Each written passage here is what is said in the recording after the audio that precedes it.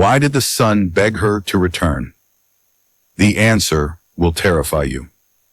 The phone buzzed on the kitchen counter, its sharp tones slicing through the quiet hum of Margaret Caldwell's modest apartment. She glanced at it with a flicker of irritation. No one called her landline anymore. It was an outdated relic, much like herself. Still, something compelled her to pick up the receiver and press play on the blinking voicemail icon. At first there was only static, faint and crackling, as though the message had traveled across great distances or through time itself. Then came his voice, a voice she hadn't heard in nearly 5 years, but would recognize anywhere. Daniel, her son. "Mom!" His words were strained, trembling, each syllable heavy with desperation. "Please, you have to come back, to Vermont. I don't know what's happening here, but it's bad, worse than anything I've ever seen. Please, Mom, before it's too late." Before it's too late. The line went dead after that, leaving behind silence so profound it felt oppressive. Margaret stood frozen, her fingers gripping the edge of the counter until her knuckles turned white. Before it's too late for what? And why did he sound so afraid? Her mind reeled, pulling her unwillingly into memories she'd spent decades trying to bury. Memories of Edward, her husband, Daniel's father, and the life they'd built together in rural Vermont. A life shattered by Edward's sudden and inexplicable death 20 years ago. Flashback, the fractured past. Margaret could still picture the farmhouse clearly.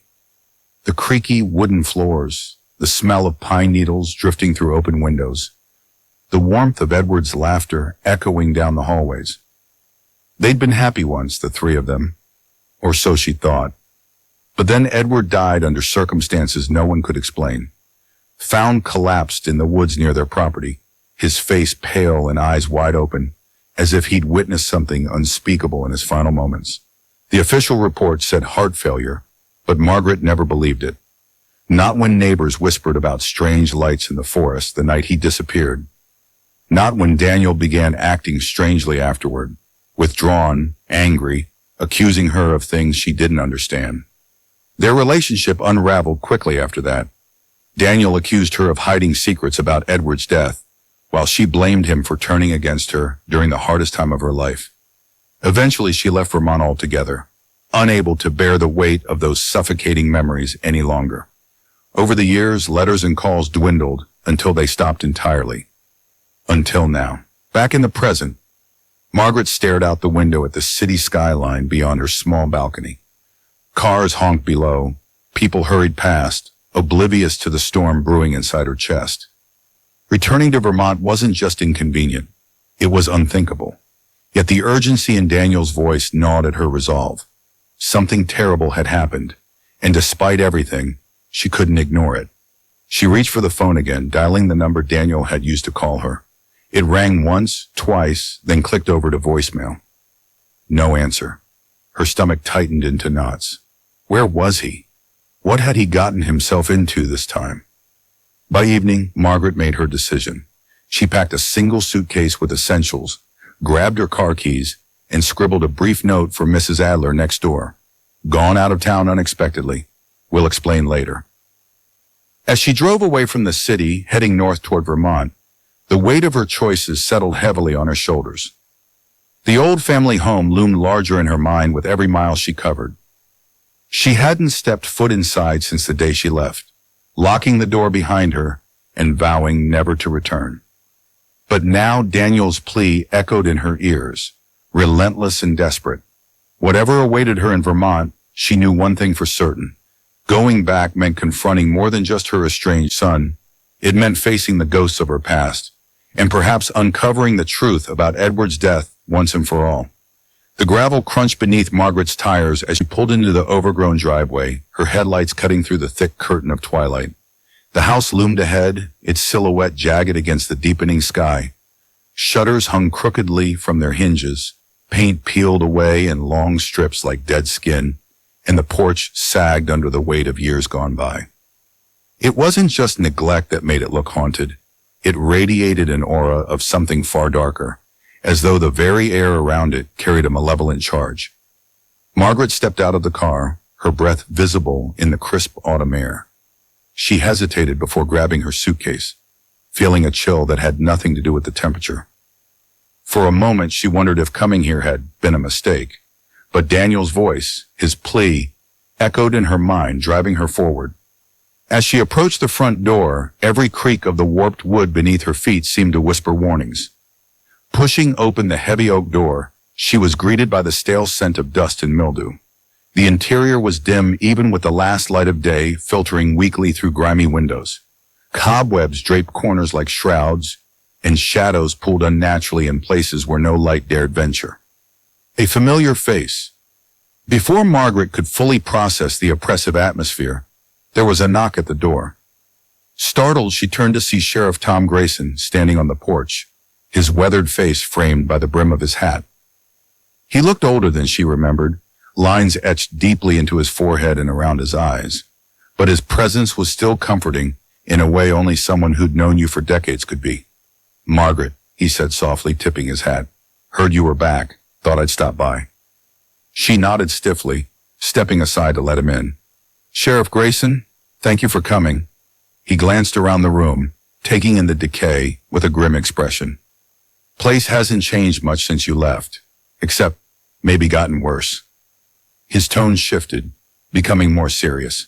"Look, Margaret, I need to talk to you about Daniel and some other things." Her heart sank. "What other things?" Grayson sighed, removing his hat and holding it between his hands. "There have been incidents, people connected to your family dying under suspicious circumstances over the years. First Edward, then old man Hargrove down the road. He went missing, same as Edward. Found weeks later near the creek, body half-eaten by animals. And now Daniel's gone missing too." Margaret felt lightheaded, leaning against the wall for support. "You think these deaths are connected?"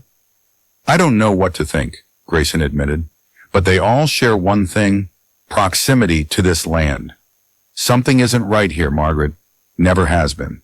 Cryptic discoveries. After Grayson left, promising to keep her updated, Margaret wandered upstairs, drawn inexplicably to Daniel's old bedroom. The door creaked as she pushed it open, revealing a space frozen in time. Posters of rock bands and faded sports heroes still clung to the walls, though many were curling at the edges. Dust covered every surface, but amid the chaos something caught her eye. Carved into the plaster of the far wall were symbols, strange angular marks that didn't resemble any language she recognized. They spiraled outward in chaotic patterns, almost frantic in their execution. Beneath them, scrawled in shaky handwriting, were phrases that sent a shiver down her spine. "They're watching me. It knows what I did. Don't trust anyone. Not even her." Her breath hitched. Her. Did he mean her? Was Daniel accusing her of something? Or was he referring to someone else entirely? On the desk sat a stack of notebooks, their covers worn and stained. Margaret picked one up, flipping through the pages. They were filled with obsessive notes, maps of the surrounding woods, sketches of strange creatures, lists of names crossed out violently. One page stood out, written in bold capital letters. "They're not human." Margaret dropped the notebook, her hands trembling. What had Daniel discovered? And how far down this rabbit hole would she have to go to find him? Lingering darkness. As night fell, the house grew colder, the shadows stretching longer across the floors. Margaret tried to convince herself that the unease prickling her skin was merely exhaustion or nostalgia. But deep down, she knew better. This place wasn't just haunted by memories. It harbored secrets far darker than she'd ever imagined. And whatever had taken Daniel, it was waiting for her to uncover the truth. The house groaned around Margaret as she sat cross-legged on Daniel's dusty floor, the notebook still clutched in her trembling hands. The words echoed in her mind like a warning siren. "They're not human." She tried to shake off the chill that crept up her spine, but it wasn't just paranoia. It was the feeling of being watched. Every creak of the old woods seemed deliberate, every shadow alive with intent. Her gaze drifted to the corner of the room where an antique trunk lay half hidden beneath a tattered quilt. Something about its worn leather surface called to her, urging her closer. With effort, she dragged it into the dim light spilling through the window and unlatched the rusted buckles. Inside, nestled among yellowed photographs and forgotten trinkets, was a small leather-bound journal. Edward's name was embossed faintly on the cover. Edward's journal. Margaret hesitated before opening it, almost afraid of what she might find. The pages inside were brittle, the ink faded but legible. As she began reading, her chest tightened with dread. March 12th. I can't sleep. Keep hearing noises outside at night. Not animals. Something else. It moves through the trees too quietly. Too deliberately. April 3rd found more marks carved into the trees near the edge of the property. Same symbols I saw last month. Who is doing this? Or what? May 7th started having dreams. Terrible ones. Can't remember them when I wake, but I feel it. The thing in the woods. It knows I'm here. I think it's watching me. Edward's entries grew increasingly frantic as the months passed. He wrote of avoiding certain parts of the forest, of locking all the doors and windows at night, even during summer heat waves. In one chilling passage, he confessed his belief that someone or something was trying to drive him mad. I don't know if I should tell Margaret.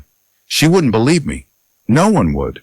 But I swear, whatever is out there wants me gone. And it's getting closer. Tears blurred Margaret's vision as guilt and grief crashed over her. Had Edward been trying to protect her? If only she'd listened then, maybe things would have turned out differently. Maybe he'd still be alive. Sheriff Grayson returns. A sharp knock at the front door startled Margaret from her thoughts.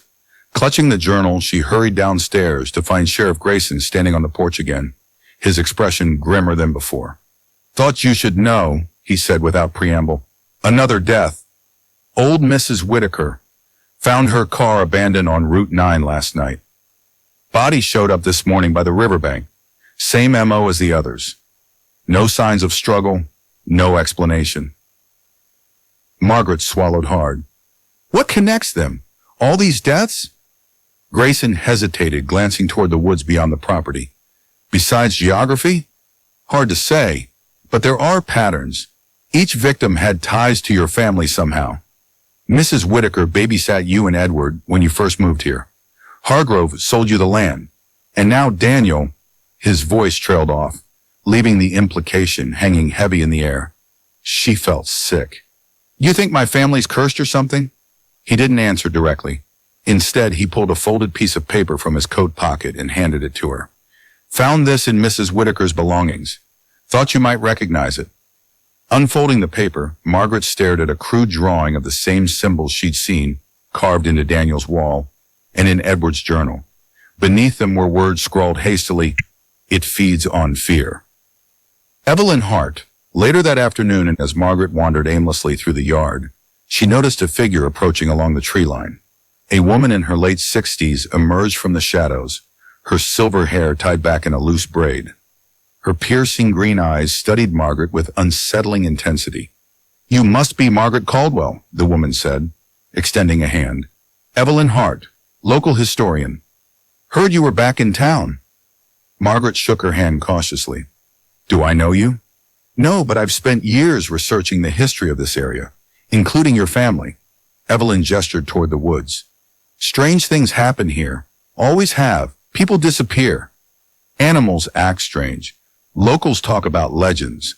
Old stories passed down through generations. Stories about rituals performed in these woods long before settlers arrived. Rituals. Margaret echoed, her stomach twisting. Evelyn nodded gravely.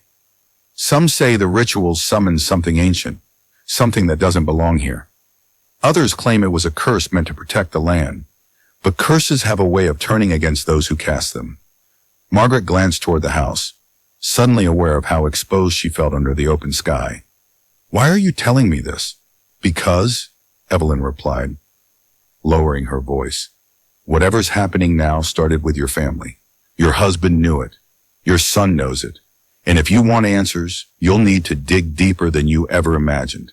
With that cryptic warning, Evelyn turned and disappeared into the trees, leaving Margaret alone with the sinking realization that the truth about Edward's death and Daniel's disappearance was buried far deeper than she'd feared. The first rays of dawn filtered through the warped blinds, casting long shadows across Daniel's room.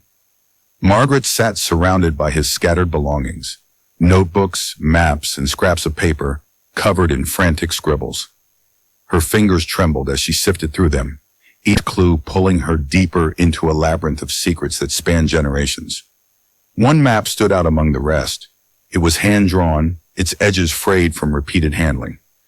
The forest surrounding the property was marked with cryptic symbols, matching those carved into the walls and found in Edward's journal. A large X had been drawn near an area labeled the Hollow. Beneath it, Daniel had scrawled, "The artifact is here. Don't trust Evelyn." Margaret frowned at the warning. Why would Daniel distrust Evelyn? And what artifact could he possibly be referring to? She tucked the map into her pocket, resolving to investigate later. For now, there were more immediate questions demanding answers. Flashbacks, Edward's investigations. As Margaret studied Daniel's notes, fragmented memories of Edward surfaced like shards of broken glass. She recalled late nights when he'd disappear into the woods, returning hours later with dirt-streaked hands and haunted eyes. At the time, she'd assumed he was simply restless, unable to settle after leaving his corporate job for rural life. But now she wondered if there had been another reason. One evening, shortly before his death, she'd caught him poring over old newspaper clippings and handwritten accounts in their dimly lit study. When she asked what he was doing, he snapped the folder shut and muttered something about local superstitions. Later, she found one of the clippings left behind, a faded article detailing rumors of a cult operating in the region decades earlier. The headline read, "Ceremonial Grounds Discovered. Authorities Stumped by Mysterious Symbols." Edward had circled part of the text. Witnesses report strange lights and chanting emanating from the woods during the full moon. He never spoke of it again, but Margaret remembered the look in his eyes that night, a mixture of fear and determination. Whatever he'd uncovered, it had terrified him. Evelyn's warning. Later that morning, Evelyn appeared unannounced at the house, her presence both comforting and unsettling. She carried a leather satchel slung over her shoulder, its contents clinking softly as she moved. "I see you've started digging," Evelyn said, nodding toward the pile of documents spread across the kitchen table. Margaret crossed her arms, studying the historian carefully. "You knew about this all along, didn't you? About the symbols, the deaths, whatever my family stumbled upon." Evelyn sighed, pulling out a chair and sitting down without invitation. "I know enough to warn you, Margaret. Some truths are buried for a reason. Meddling with forces we don't understand. It can have consequences." "What kind of forces?" Margaret demanded, her voice sharp. Evelyn hesitated, choosing her words carefully. "Legends speak of an ancient entity tied to this land, an intelligence older than humanity. Centuries ago, settlers believed offering sacrifices to it ensured bountiful harvests and protection. But rituals like that come at a cost. The entity grows stronger with every drop of blood spilled, every ounce of fear fed to it. Eventually, it becomes uncontrollable." Margaret felt a cold knot form in her stomach. "Are you saying someone or something is still performing these rituals?" "I'm saying," Evelyn replied, leaning closer, "that your husband tried to stop it, and now your son has gone looking for answers where no one should tread. If you follow him, you risk awakening something far worse than grief." Into the woods. Despite Evelyn's warnings, Margaret couldn't ignore the pull of the map in her pocket or the urgency gnawing at her heart. By mid-afternoon, armed with a flashlight and Daniel's notes, she ventured into the dense woods surrounding the property. The air grew colder as she walked, the sunlight barely penetrating the thick canopy above. Every step seemed to echo unnaturally, as though the forest itself were alive and listening. She followed the landmarks on the map, the twisted oak with 3 branches pointing skyward, the moss-covered stones shaped like a crescent moon, until she reached the clearing marked the Hollow. In the center of the clearing stood a crude altar made of stacked stones, its surface stained dark with age. Carved into the largest stone were the same symbols Margaret had seen everywhere. In Daniel's room, Edward's journal, even Mrs. Whitaker's note. Kneeling beside the altar, she noticed something glinting faintly beneath the moss. Brushing it away, she uncovered a small, intricately carved box. Its surface bore the same angular patterns as the symbols, pulsing faintly with an otherworldly energy. Her breath caught. This was the artifact Daniel had been searching for, but as she reached for it, a low growl rippled through the trees. Somewhere deep within the woods, something stirred. The house was no longer just a silent witness to Margaret's grief. It had become something alive, breathing, watching.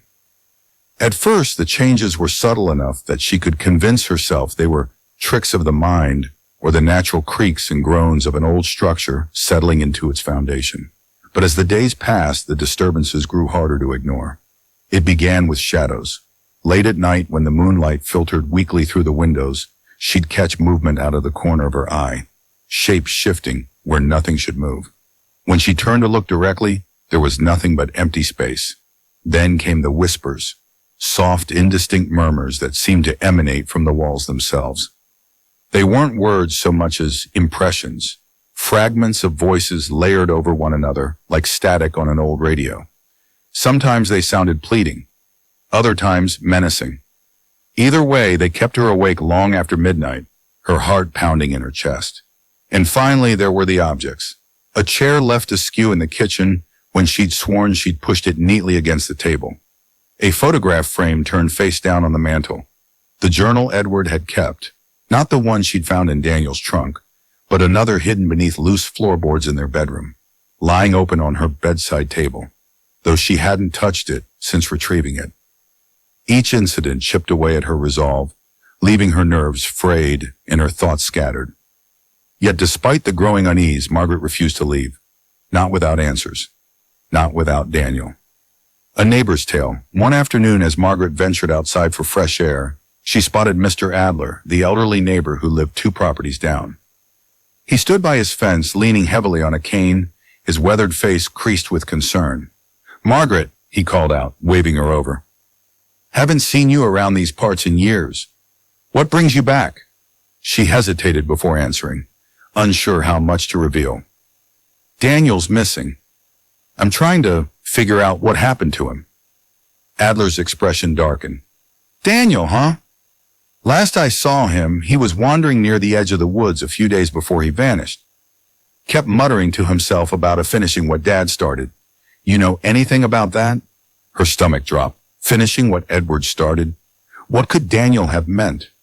She thought back to Edward's obsessive research, the symbols carved into trees, the cryptic entries in his journal. Had he been investigating something far more dangerous than she'd realized? And if so, why had he dragged their son into it?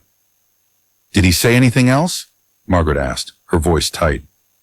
Adler shook his head, just kept pacing back and forth, staring at the forest like it held all the answers. Looked scared, though. Like whatever he was planning. Well, let's just say I wouldn't want to be the one doing it. Shadows take shape. That evening, the house seemed angrier than usual. The whispers were louder now, almost discernible, though still too garbled to make sense of. The shadows moved faster, darting across walls and pooling in corners like liquid darkness. Margaret tried to focus on the artifacts, the box she'd retrieved from the hollow in the second journal, but her hands trembled as she flipped through its pages. Edward's handwriting was messier here, frantic, uneven. Entries detailed his growing obsession with the entity Evelyn had warned her about. March 22nd, found evidence of recent activity near the hollow, fresh bloodstains on the altar. Someone, or something, is still performing the rituals. April 10th, dreamt of it again last night. Felt its presence closer than ever before. It knows I'm onto it. May 3rd, decided to destroy the artifact. Can't risk it falling into the wrong hands. But every time I try, something stops me. Is it protecting itself? Or am I not strong enough? The final entry sent a chill down her spine. If anything happens to me, promise me you'll burn everything. The journals, the maps, the symbols, all of it. Don't let Daniel find them. Whatever you do, don't let him finish what I started. Tears blurred her vision as she closed the journal. Edward hadn't died of natural causes. He'd been silenced. By whom? Or what? And why hadn't he told her any of this while he was alive? Confrontation. As she sat there lost in thought, the temperature in the room plummeted. Her breath fogged in front of her face, and the shadows coalesced into a single, towering shape at the foot of the bed. It didn't have a clear form, but its presence radiated malice, pressing against her chest until it was hard to breathe. "You shouldn't have come back," it whispered, its voice a chorus of overlapping tones. "You shouldn't have opened the box." Margaret clutched the artifact tightly, defiance flaring within her. "Where's my son?" she demanded, her voice shaking but firm. The shadow loomed closer, tendrils of darkness reaching toward her. "He knows too much, just like his father. But you can still walk away." "I'm not leaving without him," she said through gritted teeth. For a moment, the shadow hesitated, as if considering her determination. Then it dissolved into smoke, retreating into the walls. The room warmed slightly, but Margaret knew it wasn't gone. Not really. Whatever battle awaited her, she couldn't fight it alone. But she also couldn't trust anyone. Not Evelyn, not even Sheriff Grayson. This was her family's burden, and she would see it through to the end. The forest swallowed them whole. Margaret and Sheriff Grayson moved cautiously along a narrow trail, illuminated only by the beams of their flashlights, the dense canopy overhead blotting out most of the daylight. The air was thick with the scent of damp earth and decaying leaves, and every step seemed to echo unnaturally loud in the oppressive silence. Margaret clutched Daniel's map tightly, her knuckles white against the worn paper. She had insisted on coming here after finding more references to this place in Edward's second journal, cryptic mentions of a stone circle deep within the woods where rituals were performed. It was the same location Daniel's notes described as the heart of it all. Grayson walked beside her, his usual stoic demeanor replaced by visible unease. His hand hovered near the holster at his side, though what good a gun would do against whatever lurked in these woods remained unclear. "You sure about this, Margaret?" he asked for the third time since they'd entered the forest. "No," she admitted quietly, "but I don't have a choice." Remnants of the occult. As they ventured deeper, the signs of occult activity became impossible to ignore. Abandoned altars made of stacked stones dotted the landscape, some adorned with faded bundles of feathers and bones. Charred remains of ritual fires smoldered in small clearings, their ash still fresh enough to suggest recent use. Tree trunks bore grotesque carvings, symbols that matched those in Daniel's room, Edward's journals, and the artifact's box. "This isn't just vandalism," Grayson muttered, running his fingers over one of the carved symbols. "These markings, they're deliberate, purposeful." Margaret nodded grimly. "They're part of something bigger, something ancient." Her voice trailed off as they reached a wider clearing ahead. At its center stood the stone circle, a jagged ring of weathered rocks arranged in a rough ellipse. Each stone bore intricate carvings etched into its surface, glowing faintly under the dim light.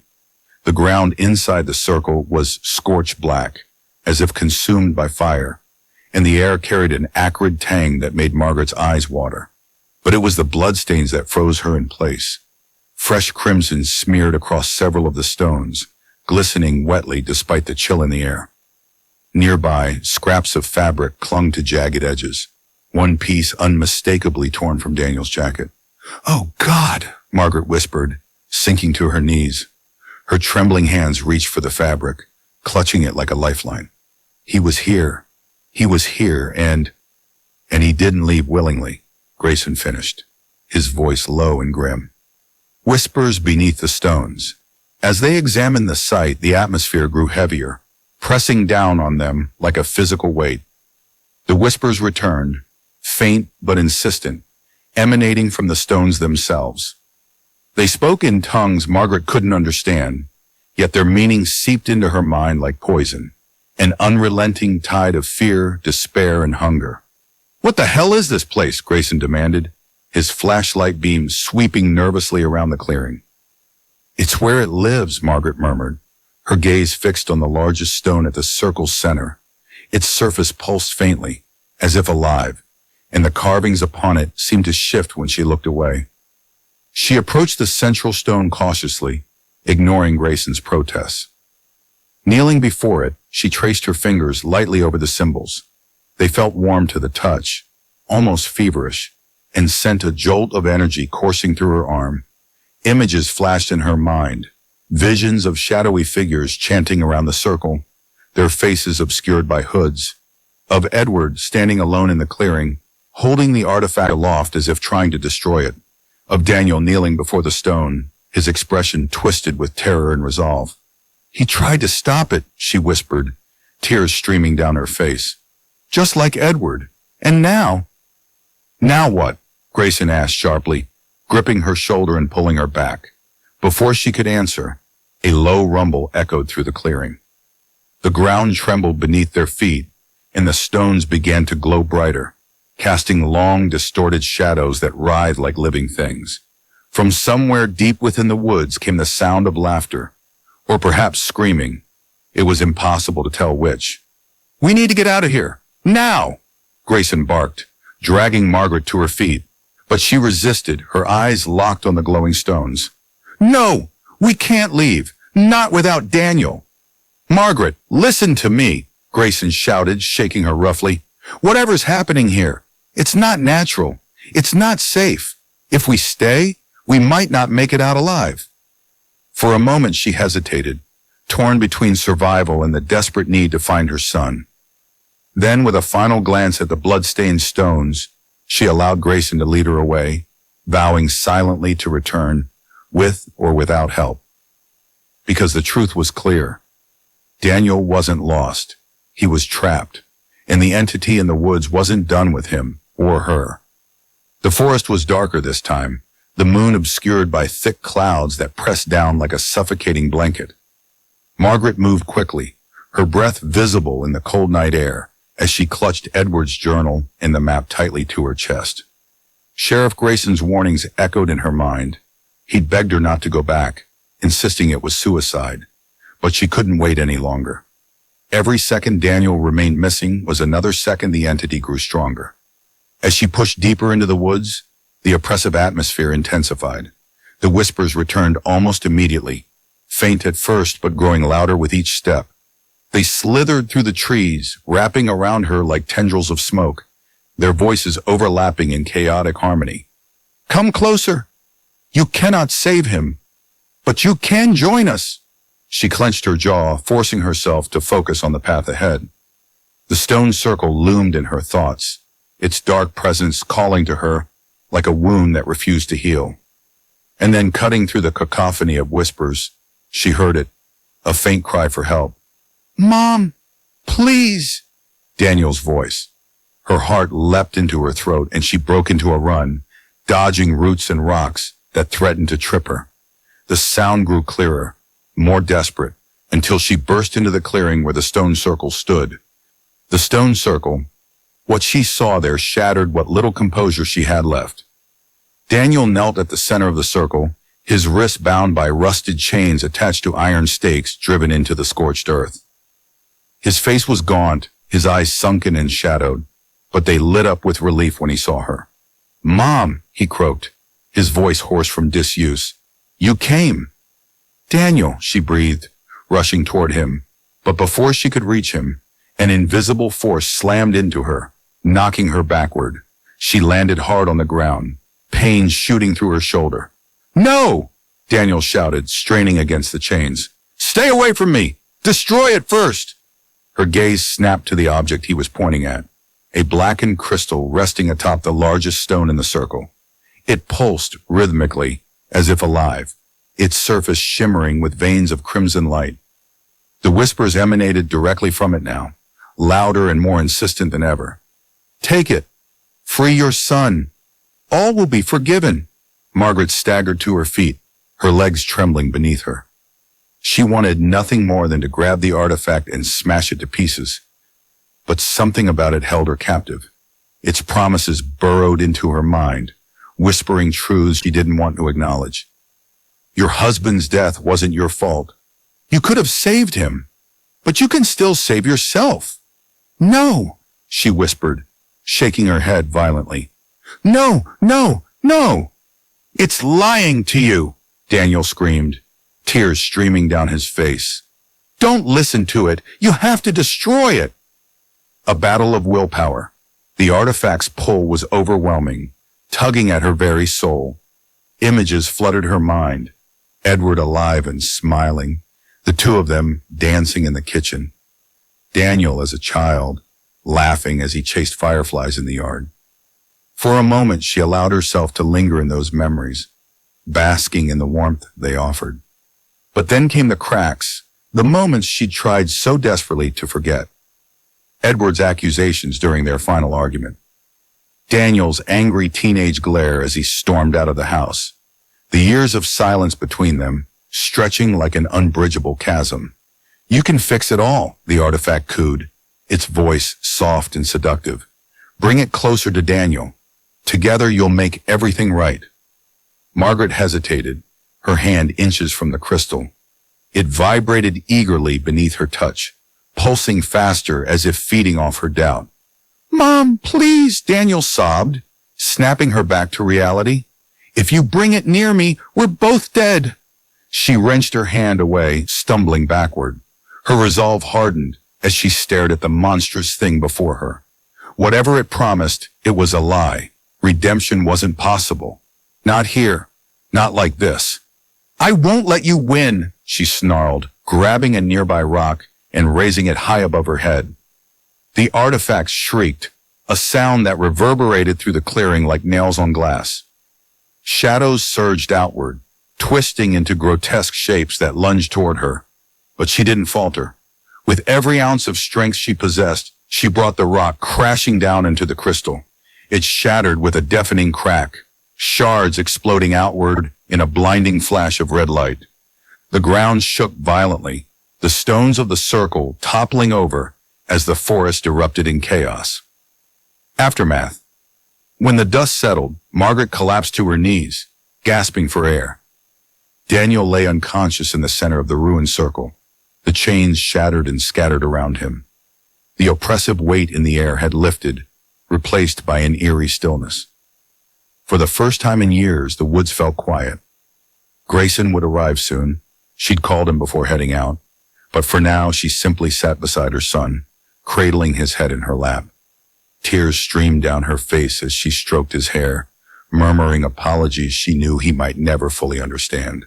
Whatever horrors had haunted their family were gone now, banished by the destruction of the artifact. But the scars they'd left behind would take far longer to heal, if they ever did at all.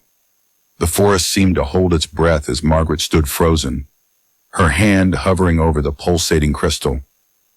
Its dark allure was intoxicating, whispering promises that burrowed deep into her soul, lies wrapped in truths she couldn't deny. Each word dripped with honeyed malice, painting vivid pictures of a life untouched by grief or regret. A life where Edward lived, Daniel forgave her, and all their fractured relationships were mended. But then Daniel's voice cut through the haze, raw and desperate. Mom, please, fight it, he pleaded, his voice cracking under the strain. It's feeding on you. It'll consume us both if you don't stop. Margaret blinked rapidly, shaking her head to clear the visions clouding her mind. She glanced at Daniel, bound and trembling, his face pale but resolute. His eyes burned with urgency, anchoring her to reality even as the artifact tried to drag her deeper into its web. It's lying, Daniel said, his tone softer now, almost pleading. Whatever it's showing you, it's not real. It's just twisting your pain against you. She swallowed hard, forcing herself to focus. The artifact pulsed faster, its crimson veins glowing brighter, as if sensing her wavering resolve. The whispers grew louder, overlapping in a chaotic symphony of temptation and despair. Save him! He needs you. You can fix everything. No, she whispered, taking a shaky step back. No, I won't let you win. The truth unveiled. Daniel seized the moment, his voice steadier now. They tricked me, Mom. The cult. They told me this thing had answers about Dad's death. They said it could bring closure, maybe even justice. But they lied. All it does is feed on fear and sorrow, growing stronger with every drop of blood spilled, every ounce of trust betrayed. His words hit her like a punch to the gut. So many questions she'd buried for years came rushing back. Who had been behind Edward's death? What secrets had he uncovered that cost him his life? And why had Daniel followed in his footsteps, chasing shadows instead of seeking help? They used me, Daniel continued, tears streaming down his face. They knew I'd do anything to understand what happened to Dad, to make things right between us. But there's nothing good here, Mom. Only darkness. If you destroy it, maybe we can finally be free. Free. The word resonated within her, cutting through the artifact's seductive lies. Free from guilt, free from fear, free from the endless cycle of loss and regret that had haunted their family for decades. But freedom came at a price. Ghostly figures appear. As Margaret wrestled with her decision, the air around them shifted. The temperature plummeted, frost creeping across the ground as ghostly figures began to materialize at the edges of the clearing. They were translucent, their forms flickering like candle flames caught in a draft. Some wore tattered robes. Others bore grotesque masks carved from bone. Their hollow eyes glowed faintly, fixed on the artifact with an almost reverent hunger. They're drawn to its power, Daniel rasped, straining against his chains. If you don't destroy it now, they'll take it and us with them. Margaret's heart pounded in her chest as she realized the stakes. This wasn't just about saving herself or Daniel anymore. It was about stopping whatever horrors the artifact unleashed upon the world. A final choice. The artifact pulsed violently, sensing her resolve strengthening. Its whispers turned shrill, almost frantic, clawing at her consciousness with promises too sweet to resist. One touch, one moment, and you'll have everything you've ever wanted. Her fingers twitched involuntarily, yearning to reach out. For a split second, she imagined Edward standing beside her again, smiling the way he used to. Imagined Daniel whole and unbroken, laughing without bitterness. Imagined herself forgiven, redeemed, loved. But then she saw the truth, the rot beneath the beauty. The artifact didn't offer salvation. It offered enslavement. It thrived on suffering, feeding off the very emotions it claimed to heal. Every promise it made was a lie designed to ensnare her further. With a cry of defiance, Margaret grabbed the largest rock she could find and lunged toward the crystal. The ghostly figures surged forward, their ethereal forms writhing in fury as they tried to intercept her. Shadows lashed out, snatching at her arms and legs, but she pushed through, fueled by sheer willpower. "I won't let you win," she screamed, raising the rock high above her head. Time seemed to slow as the rock descended, colliding with the artifact in a deafening explosion of light and sound. Shards of blackened crystal shot outward, dissolving into ash before they hit the ground. The ghostly figures shrieked, their forms disintegrating into wisps of smoke as the clearing erupted in chaos. Survival. When the dust settled, Margaret collapsed to her knees, gasping for air. The oppressive weight that had hung over the forest for decades was gone, replaced by an eerie stillness. Daniel lay unconscious in the center of the ruined circle, freed from his chains.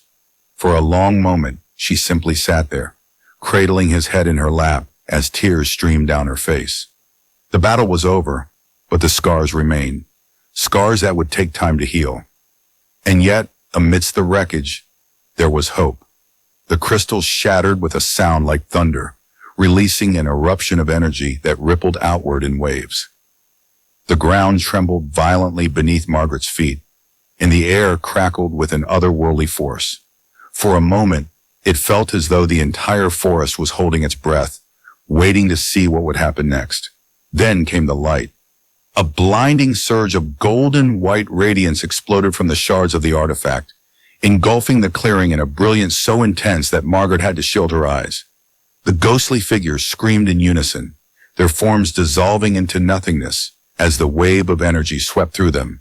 Shadows writhed and twisted before vanishing entirely, leaving behind only silence. When the light finally faded, the oppressive weight that had hung over the woods for decades was gone. The air smelled cleaner, fresher, alive in a way it hadn't been before. Birds began chirping tentatively in the distance, their songs tentative but hopeful. Even the trees seemed to stand taller, their gnarled branches reaching skyward without malice. Margaret fell to her knees, her body trembling with exhaustion. Her hands were raw and bleeding from gripping the rock, but she barely noticed. All that mattered was the sight before her.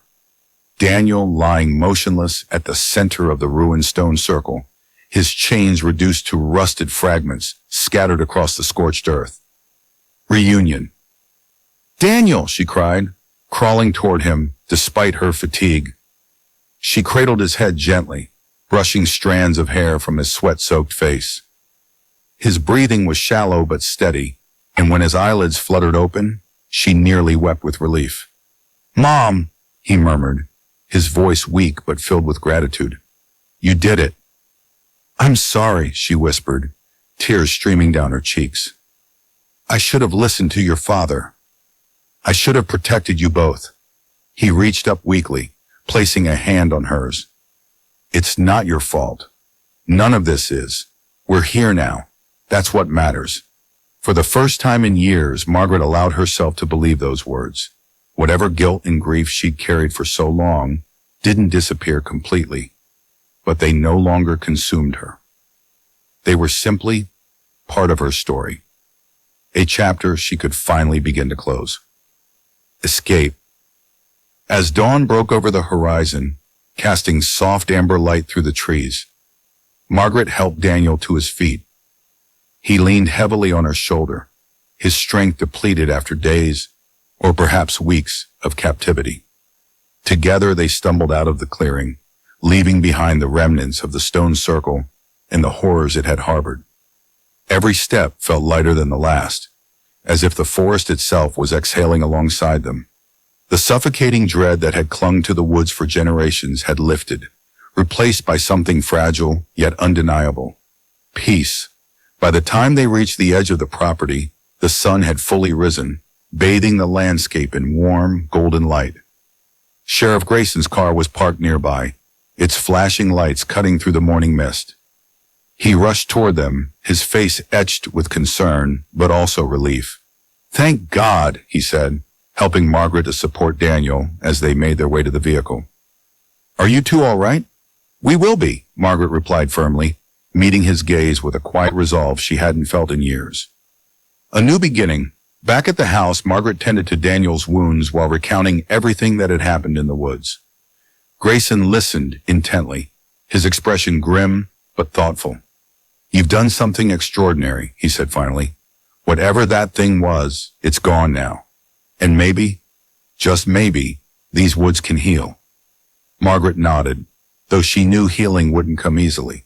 Not for the land, and certainly not for her family.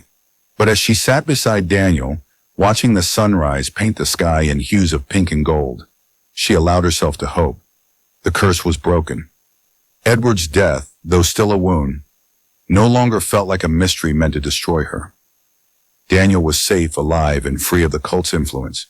And for the first time in decades, Margaret felt ready to face whatever lay ahead, to rebuild, to forgive, and to live. The small-town diner buzzed with quiet murmurs as Margaret and Daniel sat across from Sheriff Grayson, their faces grim but determined. Between them lay a stack of documents, photographs, and handwritten notes, evidence painstakingly gathered from Daniel's journals, Edward's research, and the remnants of the stone circle. It was enough to implicate several prominent members of the community in the cult's activities, though exposing them wouldn't be easy. "This goes deeper than any of us realized," Margaret said, her voice steady despite the storm of emotions churning inside her. "These people aren't just fringe believers.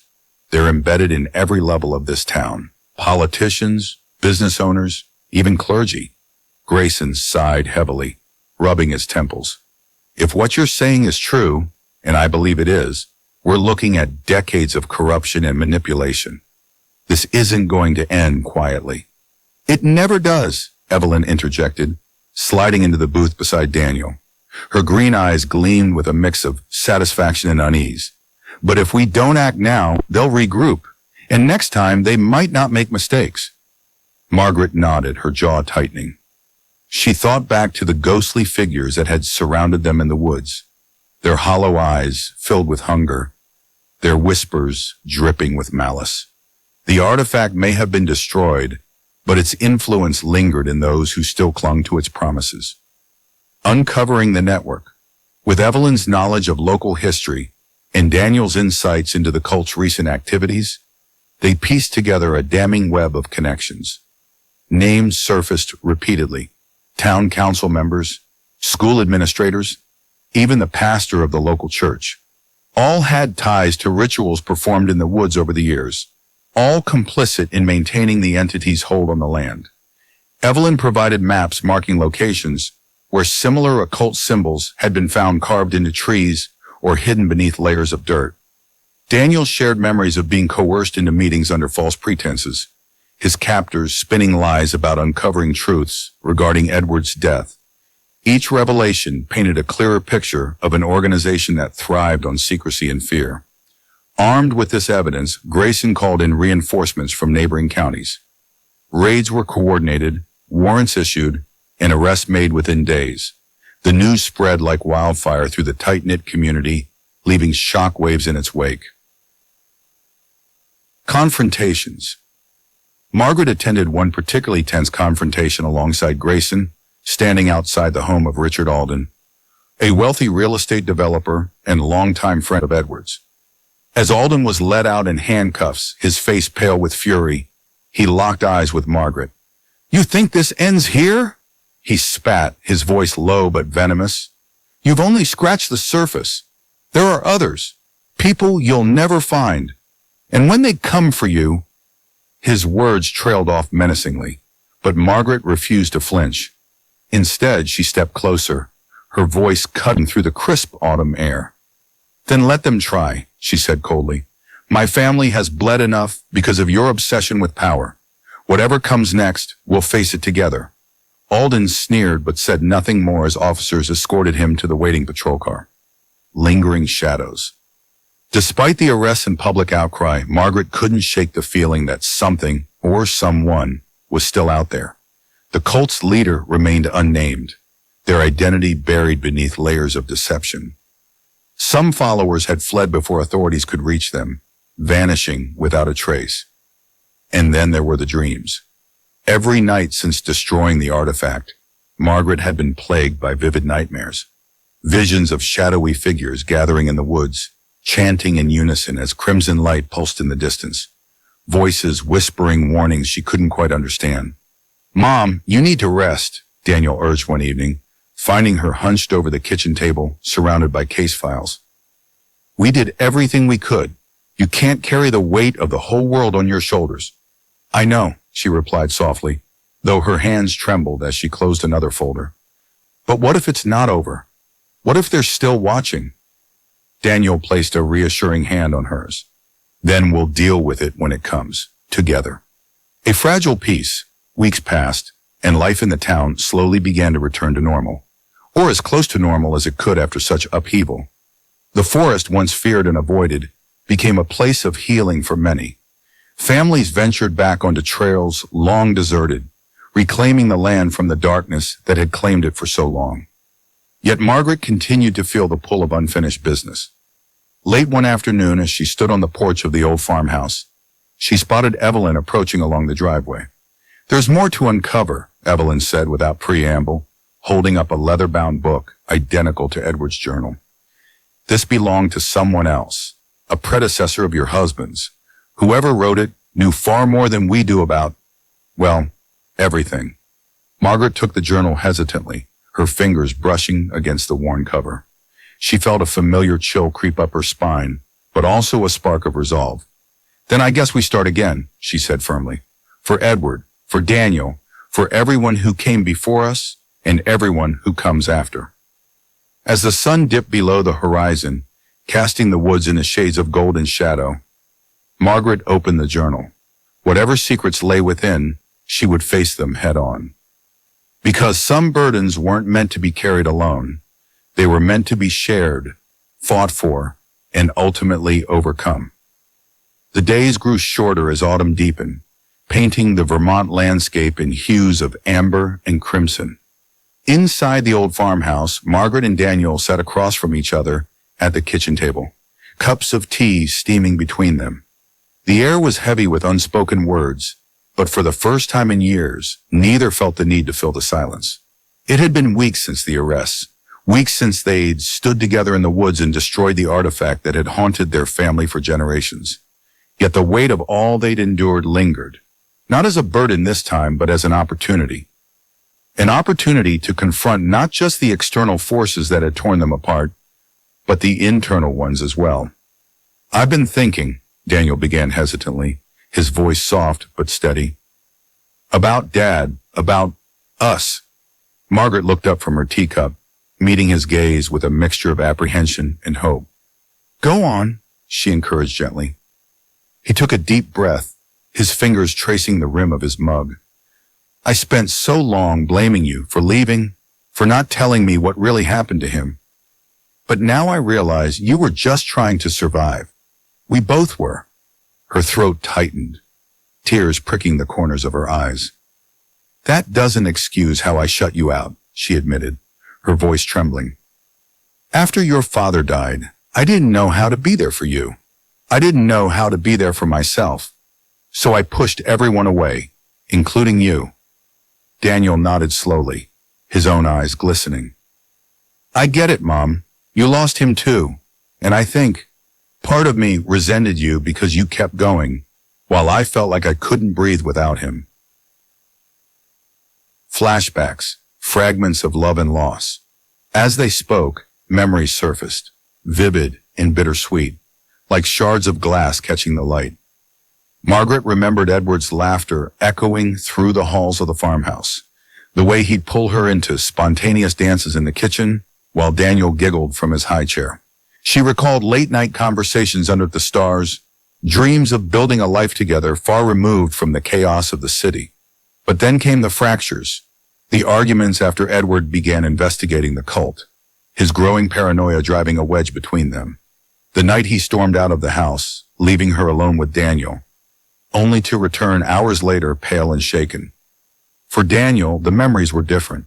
He saw himself as a child, trailing behind Edward as they explored the woods or fished by the creek. His father's patience, his warmth, his unwavering belief in protecting their family. Then came the void, Edward's sudden absence, replaced by whispers and accusations.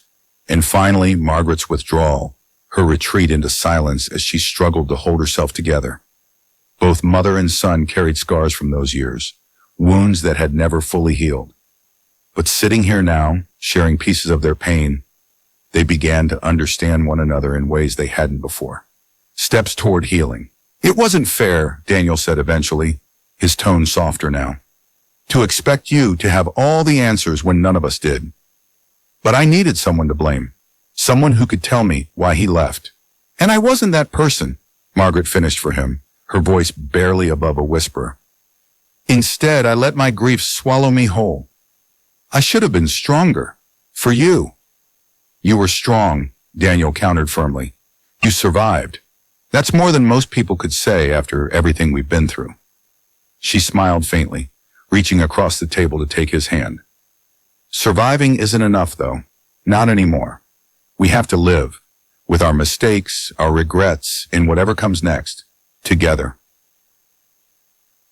A shared future. Over the following weeks, small moments of connection began to bridge the chasm between them.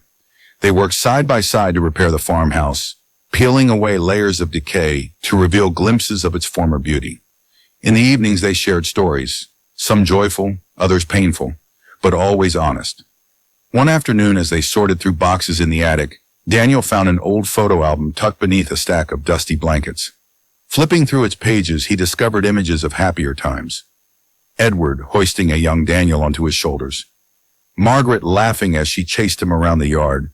The three of them bundled together on the porch swing. "This is how I want to remember him," Daniel said quietly, showing the picture to Margaret.